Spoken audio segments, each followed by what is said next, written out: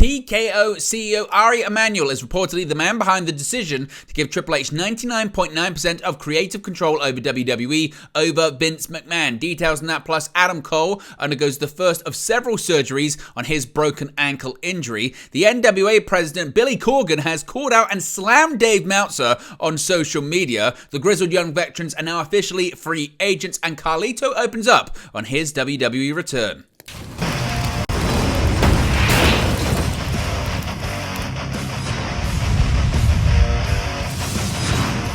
Hey guys, welcome back to Wrestling News 365. Hope everyone is doing very well. As always, there are plenty of news stories to get into in the world of professional wrestling. And let's start off talking about the latest developments when it comes to the power struggle over WWE creative. And this is absolutely fascinating stuff, because a new article from Sports Illustrated has opened up on Ari Emanuel's decision to give the creative power of WWE programming to Triple H as opposed to Vince McMahon.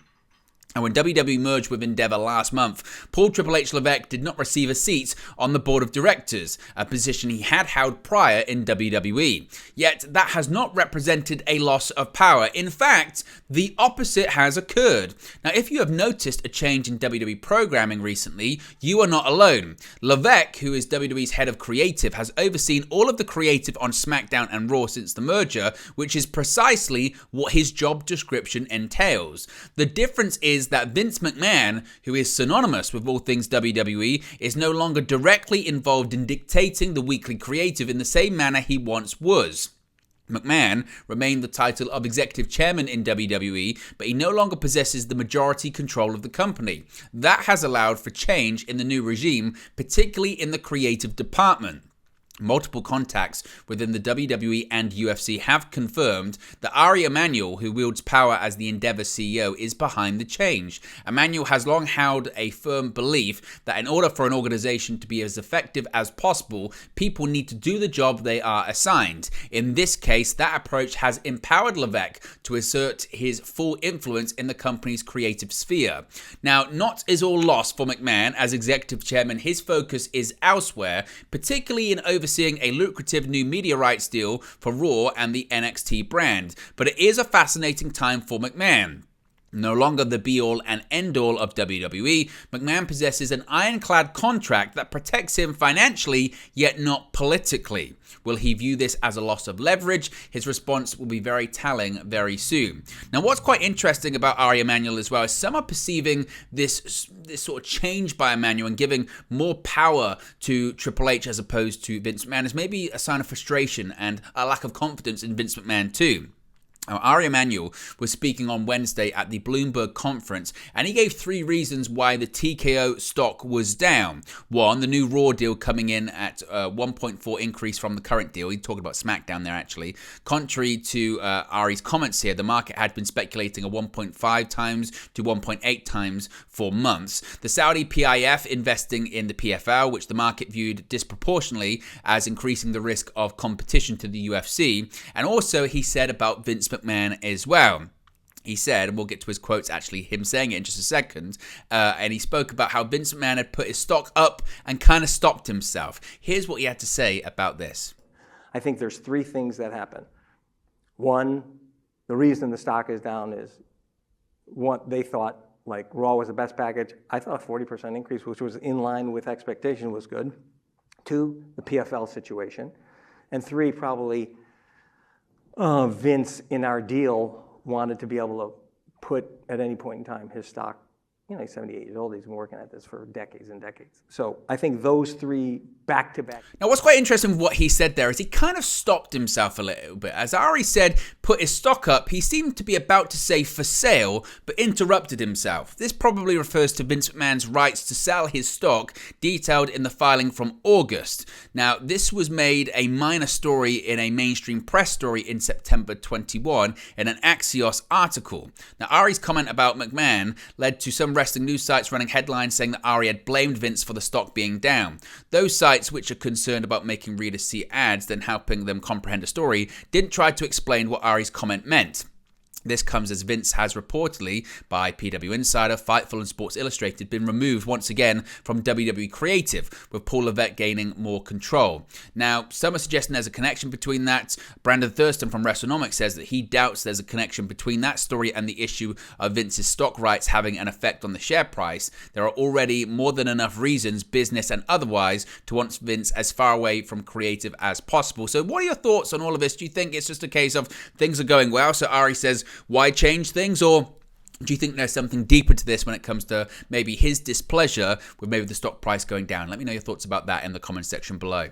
Now, Adam Cole has undergone his first surgery on his broken ankle injury. An update has emerged to Adam Cole, who's been dealing with an ankle injury since the Grand Slam edition of Dynamite in Arthur Ashe Stadium in New York. The Ring of Honor Tag Team Champion broke his ankle jumping off the ramp to save MJF during his AEW World Championship main event against Samoa Joe at the September 20 show. Cole recently confirmed that he'll need 2 surgeries to fix his ankle, noting that it's the most painful injury he's ever dealt with. Per PW Insider, Cole has now had the first surgery on his ankle, with the popular star having the procedure on Friday, the 13th of October. While Cole hasn't been wrestling, he has been featured on AEW TV, mainly in segments with Roderick Strong. He last wrestled at All Out, teaming with MJF to defend the Ring of Honor World Tag Team titles against Alex Reynolds and John Silver of the Dark Order.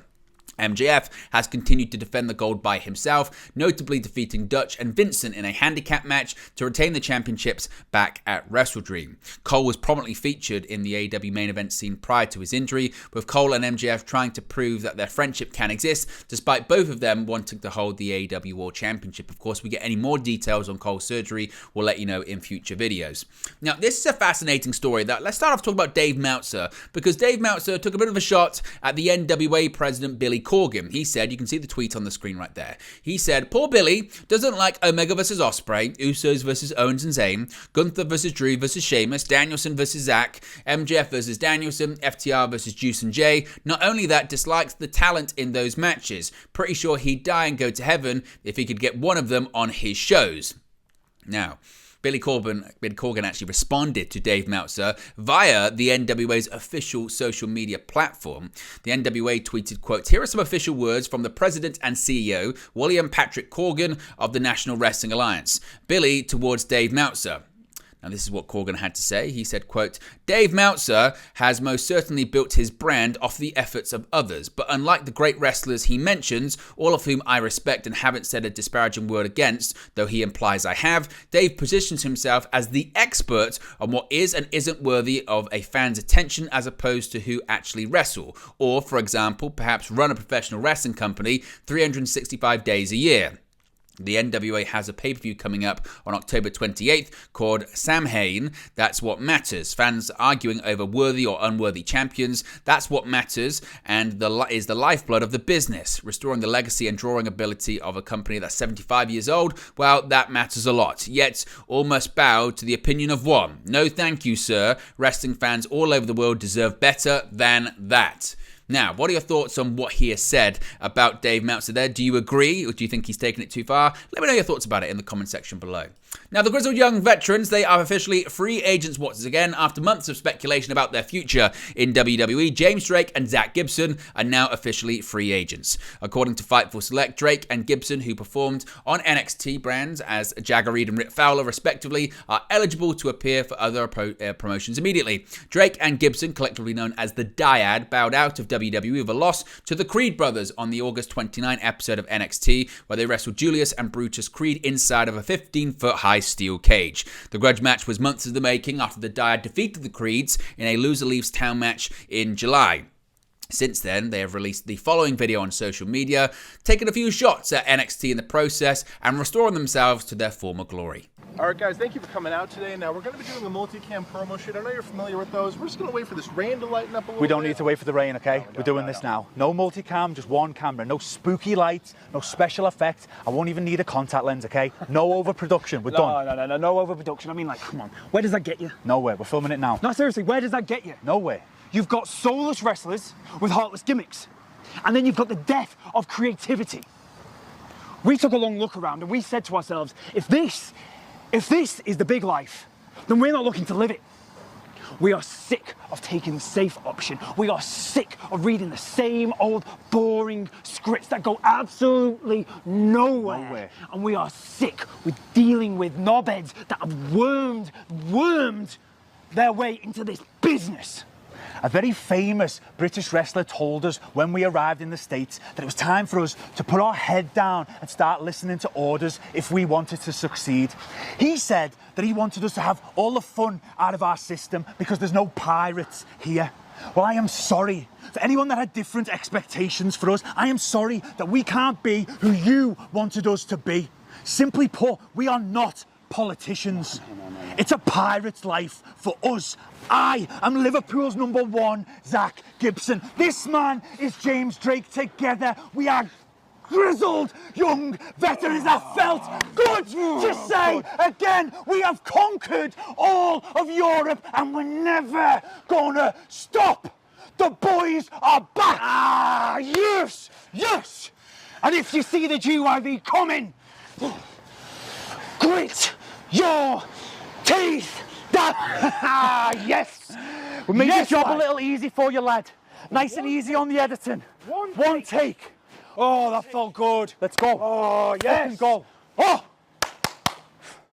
So, Carlito, he's back in WWE as well at the moment, and he has commented on his return, believing that a miscommunication on both sides delayed his comeback. The former Intercontinental Champion initially returned to WWE for a one-off appearance back in May at Backlash in Puerto Rico, helping Bad Bunny in a street fight against Damian Priest. After signing with the company over the summer, Carlito made his surprise return at Fastlane, teaming with Rey Mysterio and Santos Escobar to defeat Bobby Lashley and the Street Profits. Speaking on the Ringer's Cheap Heat podcast, Carlito noted that he needed a break following his previous departure in May of 2010, believing that he would have returned to the company sooner if it wasn't for a miscommunication about his thoughts on WWE. Carlito said, quote, "I just had this feeling I would be back in WWE somehow. I don't know how. The reason I think it took so long, I think there was a miscommunication between both sides. I thought I had heat with them. They thought they had heat with me. And there was just days we didn't communicate. Sometimes time goes by and you see things a different way. And like I said, I always had love for WWE. I always wanted to be back in WWE.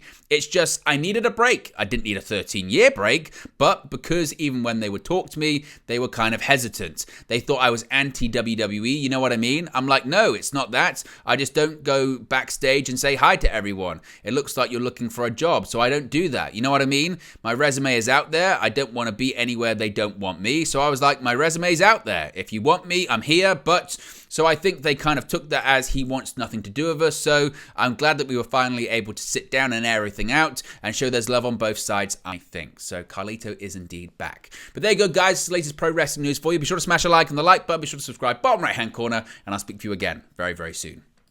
Hey guys, thank you for watching, listening, streaming, or however you come across this video today. Be sure to click on the video on the right there to watch our next video, or click the bottom there to subscribe, or the bottom right hand corner. Thank you very much, and I'll speak to you again very soon.